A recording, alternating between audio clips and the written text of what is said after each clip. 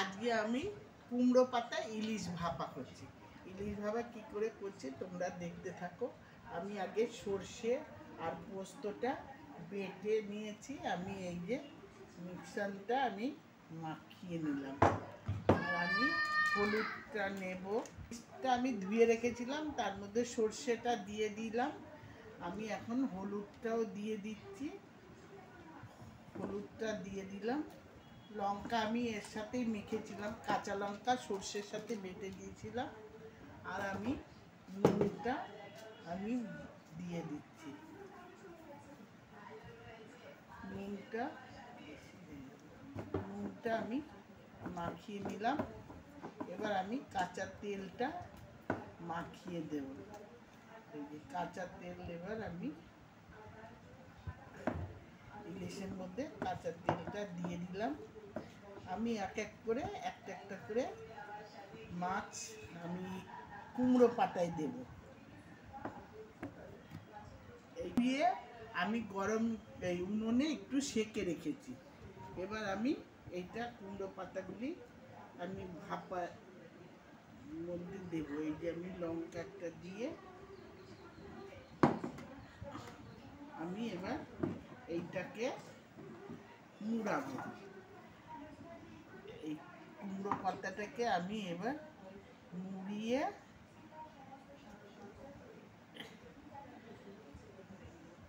এবার আমি এই তেল দিয়েছি ননস্টিকের কড়াইতে, আমি দিয়ে এবার এইটাকে বসিয়ে রাখবো পরপর করে। তোমরা দেখতে থাকো। এই যে বলো, এবার আমি এইটা এইভাবে বানিয়ে নিয়েছি। আমি ননস্টিকের কড়াইতে তেলও দিয়ে দিয়েছি, তেল। এবার আমি এইটা আস্তে আস্তে আমি ঢাকা দিয়ে দেব, ভাপে ভাপে হবে। আর একটু আমি তেল দেব যাতে ওটা ভাপে ভাপে সিদ্ধ হয়ে যায়।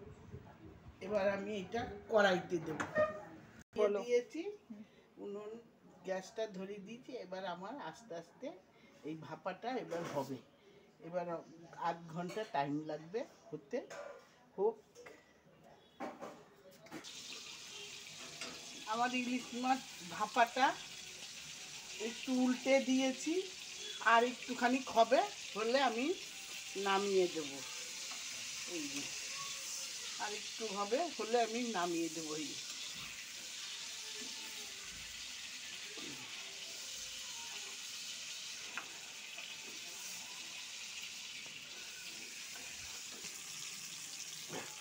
আমার ইলিশ ভাপা হয়ে গেছে, আমি এবার নামিয়ে ফেললাম ইলিশ ভাপাটা। এবার আমি আমার ইলিশ ভাপাটা হয়ে গেছে। তোমরা এরকম করে বাড়িতে রান্না করে খেও। আর আমার ভিডিওটা যদি ভালো লেগে থাকে অবশ্যই লাইক করো আর শেয়ার করো, আর অবশ্যই কমেন্ট করে জানিও। ধন্যবাদ। আমার এই ভিডিওটা যদি ভালো লেগে থাকে অবশ্যই সাবস্ক্রাইব করে দিও। আর আমার এই রান্নাটা তোমরা অবশ্যই বাড়িতে বানিয়ে খেও। ধন্যবাদ।